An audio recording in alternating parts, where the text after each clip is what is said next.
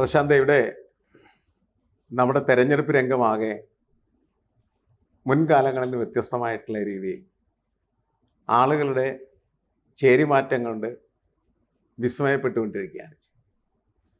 എനിക്ക് തോന്നുന്നു പ്രതിപക്ഷ നേതാവ് ജാഥ ഒടുങ്ങുന്നതിന് മുമ്പ് വിസ്മയത്തിൻ്റെ പൂക്കാലം വരും എന്ന് പ്രഖ്യാപിച്ചു. അതിൻ്റെ ഫലമായിട്ട് നമ്മൾ കണ്ട ചില കാഴ്ചകളുണ്ട്. ഒന്ന്, CPM നേതാവായിരുന്ന ഐഷ പോറ്റി കോൺഗ്രസ്സിലെത്തി. 2, VS അച്യുതാനന്ദൻ്റെ PA ആയിരുന്ന സുരേഷ് കോൺഗ്രസ്സിലെത്തി. അതുകൂടാതെയും മറ്റു ചില വിസ്മയങ്ങൾ കൂടി നടന്നു. അസ്കർ എന്ന് പറയുന്ന മനുഷ്യൻ RSPയിലെത്തി UDFിലെത്തിയ കാഴ്ച നമ്മൾ കണ്ടതാണ്. അങ്ങനെ പലരും UDFിലേക്ക് വരുന്നു എന്ന സന്ദേശവും അല്ലെങ്കിൽ പ്രചാരണമൊക്കെ നടക്കുന്നതിനിടയിലാണ് ഇപ്പോൾ നമ്മൾ കേൾക്കുന്നത് കൊട്ടാരക്കരയിലെ കഴിഞ്ഞ തവണത്തെ UDFിൻ്റെ സ്ഥാനാർത്ഥിയായി രശ്മി BJPയിലേക്ക് പോകുന്നു എന്നാണ്. കുറേ നാളുകൾക്ക് മുമ്പ് കോൺഗ്രസിൽ നിന്ന് പല ആളുകളും BJPയിൽ പോയ വലിയ വാർത്തകളുണ്ടായി. ഇപ്പോൾ മറ്റൊരു വിസ്മയം ആരംഭിച്ചിരിക്കുകയാണ് രശ്മിയിലൂടെ. ഐഷ പോറ്റി CPMൽ നിന്ന് കോൺഗ്രസ്സിൽ വന്നു, കോൺഗ്രസിൻ്റെ സ്ഥാനാർത്ഥിയാണ് എന്ന് പറയപ്പെടുന്ന സാഹചര്യത്തിലാണ് അവിടെ കഴിഞ്ഞ തവണ മത്സരിച്ചിരുന്ന കോൺഗ്രസിൻ്റെ സ്ഥാനാർത്ഥി BJPയുടെ സ്ഥാനാർത്ഥിയായിട്ട് വരാനായിട്ട് പോകുന്നു. മാത്രമല്ല രശ്മി മഹിളാ കോൺഗ്രസിൻ്റെ വലിയ നേതാവ് കൂടിയാണ്. എന്താണ് തോന്നുന്നത്? സാധാരണ ഈ തെരഞ്ഞെടുപ്പ് എടുക്കുമ്പോൾ പാർട്ടി ജനത്തിന് അനുകൂലമാണെന്ന് കാണിക്കുന്നതിന് വേണ്ടി ചില നേതാക്കന്മാരൊക്കെ അല്ലെങ്കിൽ അത്തരത്തിൽ ബലമുള്ള പാർട്ടിക്കകത്തോട്ട് മറ്റു പാർട്ടിയിൽ നിന്ന് നേതാക്കന്മാർ ഒഴുകാറുണ്ട്. ഇത് വടക്കേ ഇന്ത്യയാണ് നമ്മൾ സാധാരണ കണ്ടുകൊണ്ടിരിക്കുന്നത്. ഇപ്പം ഇവിടെയും അത്തരത്തിലൊരു വിസ്മയം, അതായത് തദ്ദേശ സ്വയംഭരണ സ്ഥാപനങ്ങളുടെ തെരഞ്ഞെടുപ്പിന് ശേഷം ജാഥ നയിക്കുകയും പ്രതിപക്ഷ നേതാവ് പല വിസ്മയങ്ങളും ഉണ്ടാവുമെന്ന് പറയുകയൊക്കെ ചെയ്തു. അപ്പോൾ വിസ്മയങ്ങളെന്ന് പറഞ്ഞാൽ അതിനകത്തൊരു വിസ്മയമായിരുന്നു ഐഷ പോറ്റിയുടെ വരവെന്ന് നമുക്ക് വേണമെങ്കിൽ പറയാം. ഐഷ പോറ്റി ഒരുപക്ഷെ കൊട്ടാരക്കരയിൽ ജനസമ്മതിയുള്ളൊരു നേതാവാണ്. അവർ പലവട്ടം തെളിയിച്ചിട്ടുള്ളതാണ്. കഴിഞ്ഞ പ്രാവശ്യം ബാലഗോപാലിന് സീറ്റ് ഒഴിഞ്ഞു കൊടുക്കുന്നതിന് മുമ്പ് വരെ അവരുടെ ഭൂരിപക്ഷവും അവരുടെ ജനത്തിൻ്റെ സ്വാധീനമൊക്കെ നമ്മൾ കണ്ടതാണ്. കാരണം അവിടെ കൊട്ടാരക്കര R ബാലകൃഷ്ണപിള്ളയുടെ കയ്യിൽ നിന്ന് ആ മണ്ഡലം തിരിച്ചു പിടിച്ച് CPMൻ്റെ കോട്ടയാക്കി മാറ്റിയ സ്ത്രീയാണ്. ബാക്കി വിസ്മയങ്ങളെന്നൊക്കെ പറയുമ്പോൾ ഒന്ന് നമ്മുടെ സുരേഷാണ്. PS സാറിന് അറിയാത്തതിനെക്കാട്ടി വലിയ വിസ്മയമൊന്നും അല്ലല്ലോ ഈ VS അച്യുതാനന്ദൻ്റെ പേഴ്സണൽ സെക്രട്ടറി സുരേഷ്. പിന്നെ ഇവരൊരു വിസ്മയം ഉണ്ടാക്കാൻ പോകുന്നതെന്ന് പറയുന്നത് KTDC ചെയർമാനായിട്ടിരിക്കുന്ന നമ്മുടെ ശശിയുടെ വിസ്മയം ഉണ്ടാക്കുന്നതിനെക്കാട്ടി നല്ല മാങ്കൂട്ടത്തിനെ കൂടെ നിർത്തുന്നതായിരുന്നല്ലോ എന്നുള്ള ഒരു വർത്തമാനം. അല്ല, മാങ്കൂട്ടത്തിന്റെ ഒഴിവിലേക്കാണ് ശശി വരുന്നത് കോൺഗ്രസ് പറയുന്നത്. മാങ്കൂട്ടത്തിന്റെ ഒഴിവിലേക്കായിരിക്കും ശശി വരുന്നത്. പിന്നെ മാങ്കൂട്ടത്തിനെ ഇന്നെ നിർത്തിയായിരുന്നെങ്കിൽ ശശി ചെയ്യുന്നതിനെക്കാട്ടി നല്ലപോലെ ജോലി, ശശിയുടെ ജോലി ശശി ചെയ്യുന്നതിനെക്കാട്ടി വൃത്തിയായിട്ട് മാങ്കൂട്ടം ചെയ്തതിനെന്നാണ് ഇപ്പം നമുക്ക് പഠനത്തിൽ നിന്ന് മനസ്സിലാക്കുന്നത്. പിന്നെ വന്നിരിക്കുന്ന 1-2 പേരെന്ന് പറഞ്ഞാൽ ഒന്ന് ഈ പറയുന്ന സാർ ഈ പറഞ്ഞതുപോലെയും ഒക്കെ പൊതുജനത്തിന് അല്ലെങ്കിൽ പൊതുജനെ അക്സെപ്റ്റ് ചെയ്യാത്ത അല്ലെങ്കിൽ ഈ പറയുന്നത് പോലെ പാർട്ടിക്ക് വലിയ ഗുണമൊന്നും ചെയ്യാത്ത ഈ പാർട്ടികൾ ഒരുപക്ഷെ അതിനകത്ത് നിന്ന് പോകുമെന്ന് ചോദിച്ചപ്പോൾ വളരെ നിഷ്കരണം പോകുന്നെങ്കിൽ പോട്ടടെ എന്നുള്ള രീതിയിൽ CPM സംസാരിച്ചാണ് നമ്മൾ കണ്ടത്. അപ്പം ഇതിനകത്ത് വിസ്മയമൊന്നും നമ്മൾ കാണുന്നില്ല. ഇതിനകത്ത് വിസ്മയമെന്ന് നമ്മൾ വിചാരിച്ചിരുന്ന ഒരു കാര്യം എന്ന് പറഞ്ഞാൽ KM മാണിയുടെ മകൻ ജോസ് K മാണി UDF പാളയത്തിൽ നിന്ന് LDF പാളയത്തിൽ നിന്ന് UDF പാളയത്തിലേക്ക് പോകുമെന്നുള്ളത് അത് വന്നായിരുന്നെങ്കിൽ ഒരു വിസ്മയം ഉണ്ടായേനെ.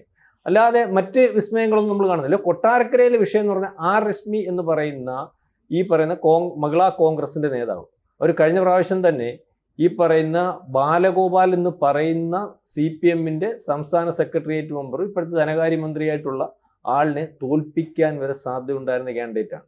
തോൽപ്പിക്കാൻ എന്ന് പറഞ്ഞാൽ അവിടെ ഏതാണ്ട് 50,000-നടുത്ത് ഭൂരിപക്ഷം ഉണ്ടായിരുന്നല്ലോ ഐഷ പോറ്റിക്ക്. എനിക്ക് തോന്നുന്നു അതിന് മുമ്പിലത്തെ പ്രാവശ്യം ബാലഗോപാൽ അവിടെ ജയിക്കുന്നതിൻ്റെ 10,000-ന് അടുത്തുള്ള ഭൂരിപക്ഷത്തിലേ ഉള്ളൂ.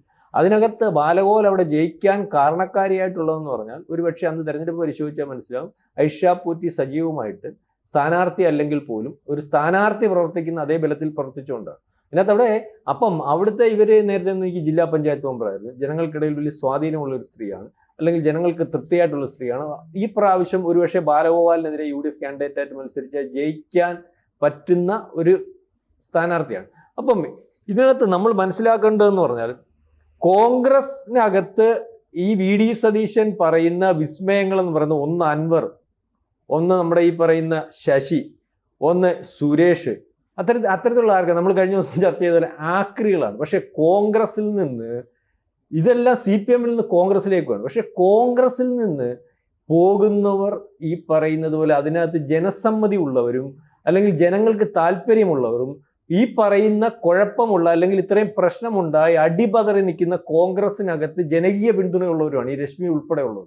കഴിഞ്ഞ ദിവസങ്ങളിൽ നമ്മൾ വേറൊരു കാര്യം പരിശോധിക്കേണ്ടതായിട്ടുണ്ട്. കഴിഞ്ഞ ദിവസം കോൺഗ്രസിന്റെ KC വേണുഗോപാലിനെ പറ്റി ദേശീയ നേതാവ്, അദ്ദേഹത്തിന്റെ പേരെന്ത്, ദേശീയ നേതാവ് ഇവിടെ വന്നിരുന്നു പറഞ്ഞത് കോൺഗ്രസിന്റെ ദേശീയ നേതാവായിട്ടുള്ള KC വേണുഗോപാൽ പക്കാ ഗുണ്ടയാണ്. ഇയാളാണ് കോൺഗ്രസിനെ ദേശീയ തലത്തിൽ നിയന്ത്രിക്കുന്നത്. ഇയാളൊക്കെ നിയന്ത്രിച്ചാൽ കോൺഗ്രസ് എവിടെ പോകും? കോൺഗ്രസിന്റെ അവസ്ഥ എത്രത്തോളം കുഴപ്പത്തിലാണ്? അതായത് ഈ പറയുന്ന കോൺഗ്രസ്, അതായത് ഇന്ത്യയിൽ തിരിച്ചു വരാൻ നിൽക്കുന്ന കോൺഗ്രസ്, അല്ലെങ്കിൽ ദേശീയ തലത്തിൽ ഇനി BJP എതിർത്തിട്ട് അധികാരത്തിൽ ഇരിക്കുന്ന കോൺഗ്രസ്, അതിനകത്ത് രാഹുൽ ഗാന്ധിയും ആ രാഹുൽ ഗാന്ധിക്ക് ഗൈഡൻസ് കൊടുക്കുന്ന അല്ലെങ്കിൽ നയിക്കുന്നതായിട്ടുള്ള KC വേണുഗോപാലിനെ പറ്റി വളരെ മ്ലേച്ഛമായിട്ട് ഇവിടെ നിന്ന് പറയുകയാണ്. കാരണം ഒരു കോൺഗ്രസിന്റെ മുതിർന്ന നേതാവ് അല്ലെങ്കിൽ വടക്കേ ഇന്ത്യയിൽ നിന്നുള്ള നേതാവ് ഇവിടെ വന്നിട്ട് വേദിയിലിരുത്തിക്കൊണ്ട് പിണറായി വിജയനാണ് അടുത്ത മുഖ്യമന്ത്രി, കോൺഗ്രസ് നേതാവ് പറയുകയാണ് അദ്ദേഹം മുഖ്യമന്ത്രി ആകുന്നതാണ് നല്ലത്, അല്ലെങ്കിൽ അദ്ദേഹത്തെ പോലെ മുഖ്യമന്ത്രി ആയാൽ കേരളത്തെ വികസനത്തിലേക്ക് എത്തിക്കാൻ പറ്റുന്ന ഒരാൾ ഇന്ന് കേരളത്തിൽ ഇല്ല എന്നുള്ള രീതിയിൽ സംസാരിക്കുന്ന ഒരവസ്ഥയാണ്. അപ്പോൾ വിസ്മയം എന്ന് പറഞ്ഞ് VD സതീശൻ ജാഥ നയിച്ച് ഏതാണ്ട് ജാഥ പകുതിയായപ്പോൾ ചൂടിന്റെ കൂടുതൽ കൊണ്ടാണോ അല്ലോ ജാഥയ്ക്കകത്തുള്ള പ്രശ്നം കൊണ്ടാണോ വിസ്മയം കോൺഗ്രസിനകത്തു നിന്ന് മറ്റേതെങ്കിലും പാർട്ടിയിലേക്ക് ആണോ, അല്ലെങ്കിൽ ഈ VD സതീശൻ പറഞ്ഞതുപോലെ ജനം കോൺഗ്രസിന്റെ കൂടില്ലെന്ന് VD സതീശന് മനസ്സിലായത് കൊണ്ടാണോ VD സതീശന്റെ മുഖത്ത് തുടക്കത്തിലുള്ള ചിരിയും കാര്യങ്ങളും ഒന്നും ഇപ്പൊ ഇല്ല. അതായത് ഈ തെരഞ്ഞെടുപ്പ് അടുക്കുന്തോറും വിസ്മയം വീണ്ടും സൃഷ്ടിക്കാൻ പോകുന്നത് ഒരുപക്ഷെ BJPയോ അല്ലെങ്കിൽ ഈ പറയുന്ന മാർക്സിസ്റ്റ് പാർട്ടിയോ അല്ലെങ്കിൽ ഇപ്പം ഭരിച്ചുകൊണ്ടിരിക്കുന്ന പിണറായി വിജയനോ ഒക്കെ ആയിരിക്കും എന്നുള്ള രീതിയിലേക്കാണ് കാര്യങ്ങളുടെ പോക്ക് എന്നാണ് എനിക്ക് തോന്നുന്നത്. സാറെന്ന് പറയുന്നത് അല്ല, ഇവിടെ ഈ നമ്മളെ ഈ പാർട്ടിയിൽ നിന്ന് പാർട്ടി മാറുന്ന പരിപാടി സത്യത്തിൽ കേരളത്തിൻ്റെ തിരഞ്ഞെടുപ്പ് ശൈലികളിൽപ്പെട്ടതായല്ല. അങ്ങനെ ഒരു രീതി കേരളം ഒരു കാലത്തും സ്വീകരിച്ചിട്ടില്ല. പക്ഷേ പുതിയ കാലത്ത് ആളുകൾ അത് സ്വീകരിക്കുകയാണ് ചെയ്യുന്നത്. തദ്ദേശ സ്വയംഭരണ സ്ഥാപനങ്ങളെക്കാളും തിരഞ്ഞെടുപ്പ് നമുക്കറിയാം. അതായത് ഇന്ന് കോൺഗ്രസ് ആണെങ്കിൽ നാളെ CPM ആയിരിക്കും, അല്ലെങ്കിൽ ഇന്ന് CPM ആണെങ്കിൽ നാളെ കോൺഗ്രസ് ആയിരിക്കും, അല്ലെങ്കിൽ BJP ആയിരിക്കും. അങ്ങനെ അവർ പോകുന്നതിൻ്റെ കാരണം എന്ന് വെച്ചാൽ അവർക്ക് സീറ്റ് കൊടുത്തില്ലെന്നാണ്. മറ്റു കാരണങ്ങളൊന്നുമില്ല. എനിക്ക് സീറ്റ് ഒന്നുമില്ല, ഞാൻ നിങ്ങളുടെ കൂടെ നിൽക്കുന്നില്ല, അപ്പുറത്ത് പോകുന്നു എന്ന് പറഞ്ഞു പോയി. ഇത് വിസ്മയമല്ല, ഇത് അവസരവാദമാണ്. അപ്പോൾ അവസരവാദത്തിന് വഴിയൊരുക്കുന്ന ഒരു തിരഞ്ഞെടുപ്പും കാലവുമാണ് നമ്മുടെ മുന്നിലുള്ളത് എന്നാണ് എനിക്ക് തോന്നുന്നത്. ആ രീതിയിൽ ഞാനതിനെ കണക്കാക്കുന്നുള്ളൂ.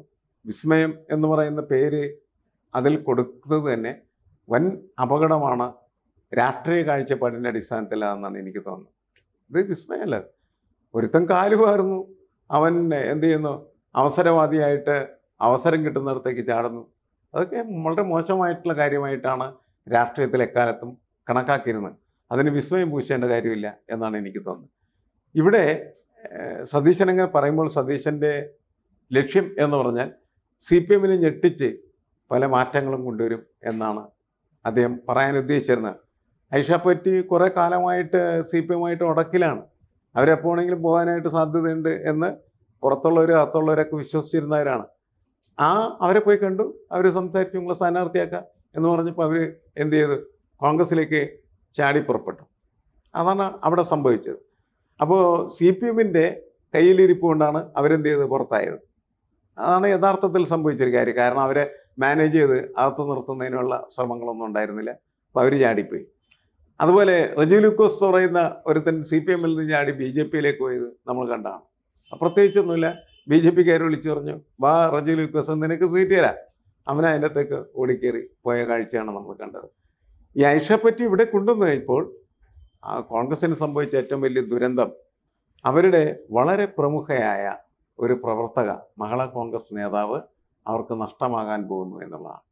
അത് വലിയ നഷ്ടമായിട്ട് പോറ്റിയെ കിട്ടി എന്നാണ്, ഐഷാപ്പറ്റിയെ കിട്ടിയതിനേക്കാളും അവർക്ക് വലിയ ലോസ് തന്നെയാണ് രശ്മി പോകുന്നത് എന്നാണ് എനിക്ക്. തെരഞ്ഞെടുപ്പിൽ ഇവരാരും ജയിക്കാൻ പോകുന്നില്ല.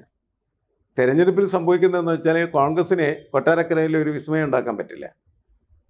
ഈ ഇവർ പോകുന്നതിൻ്റെ ഫലമായിട്ട് കോൺഗ്രസ് കുറേ കൂടി ദുർബലമാക്കുകയും CPM തന്നെ അവിടെ ജയിക്കുകയും ചെയ്യും. കാരണം ഇവർ പോയി BJPയിൽ ചെന്ന് BJPക്ക് അവിടെ ജയിപ്പിക്കാനായിട്ട് കഴിയില്ല. പക്ഷേ BJPയിൽ അവർ പോയി മത്സരിക്കുന്നതിൻ്റെ ഫലമായിട്ട് ഐഷ പൊറ്റി ജയിക്കുന്നതിനെ കുറിച്ചുള്ള ചിന്ത ആളുകളുടെ തലക്കകത്തുനിന്ന് പോകും എന്ന് മാത്രമേ ഉള്ളൂ. വേറെ പ്രത്യേകിച്ചൊന്നും സംഭവിക്കുന്നില്ല എന്നർത്ഥം. ഇങ്ങനെ വിസ്മയങ്ങൾ ഉണ്ടാക്കിയിട്ട് കാര്യമില്ല. ഇങ്ങനെയുള്ള വിസ്മയങ്ങളെന്ന് പറയുന്നത് ഒരിക്കലും കോൺഗ്രസ്സിന് ഗുണം ചെയ്യുന്ന കാര്യങ്ങളല്ല. കാരണം ഈ പോസിബിലിറ്റീസ് അവർ ആലോചിക്കുന്നതാണ്. ഐഷ പൊറ്റിക്ക് നിങ്ങൾ അടുത്തവണ മത്സരിച്ചോളൂ എന്ന് പറഞ്ഞിട്ട് സ്ഥാനം കൊടുക്കുമ്പോൾ അവർ കരുതണമായിരുന്നു ഇവിടെ കഴിഞ്ഞ തവണ മത്സരിച്ച രശ്മി എന്ത് പറയും എന്നുള്ളത്. അത് നോക്കാതെയുള്ള ഈ ചാട്ടം എന്ന് പറയുന്നത് കോൺഗ്രസ്സിന് തന്നെയാണ് ദോഷമായി തീരുന്നത്. പക്ഷെ പൊതുവെ ഞാൻ പറയുന്നത് ഇതൊക്കെ കാലുവാരലാണ്. കാലുവാരലിനെ അങ്ങനെ തന്നെ കാണുകയും മോശമായി കാണുകയും ചെയ്യുക എന്നുള്ളതാണ്.